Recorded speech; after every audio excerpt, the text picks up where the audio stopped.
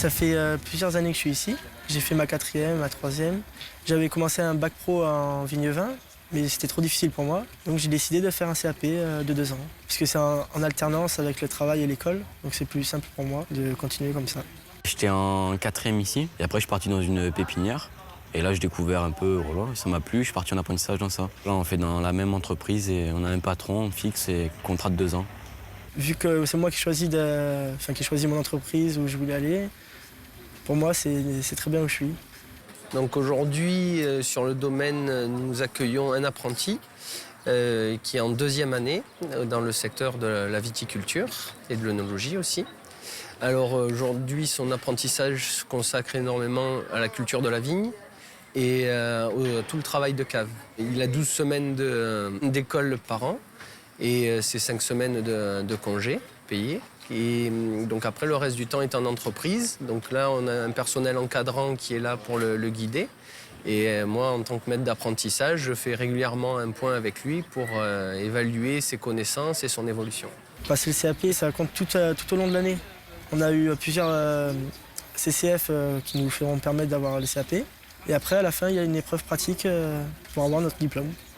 Par exemple, ils vont nous donner un sujet, le bouturage, ou des multipliages ou quelque chose comme ça, et il sera tiré au sort, et après on devra le réaliser. Donc vraiment, l'apprentissage est un trait d'union entre l'école et le travail. Dans un premier temps, le but c'est de former l'apprenti, donc c'est-à-dire d'acquérir les connaissances nécessaires à ce qu'il puisse après s'intégrer dans une activité professionnelle.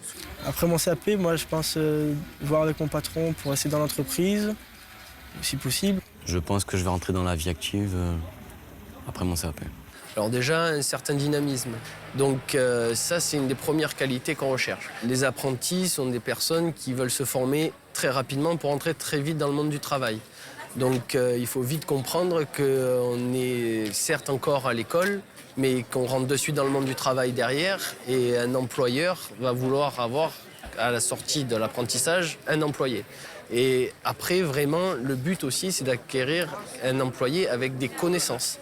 Donc, qui sache déjà de quoi on parle, qui est déjà formé. Et si c'est un apprenti qui a fait son apprentissage sur le même lieu et qui va, on va dire, déboucher sur un travail dans la même entreprise, il faut vraiment aussi qu'il ait ses connaissances et qu'il soit opérationnel très rapidement. Ça va, je suis très content. J'ai pu apprendre beaucoup de choses au sein de cette entreprise.